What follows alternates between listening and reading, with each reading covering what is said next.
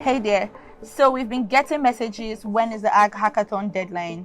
Good news, or should we rather say bad news? It's almost here. Already we received a whole lot of registrations and we have even commenced the second stage of the ag-hackathon challenge. It's an open call for proposals for agri-tech solutions that align with the SDGs that Apex is aligned with.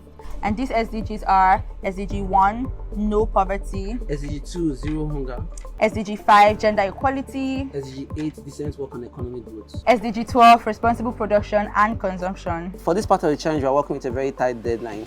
So we are calling on the best of the best technology, finance and agricultural end users to send in solutions to that challenge on or before the 8th of July. And your proposal should contain your SWOTs, target customers, business strategy, market plan, etc. So send your proposals by hitting the link here or check our bio for the link. And if you need further information, you can check out our pinned post, or you can leave us a comment or even send us a DM. Remember, deadline July 8th.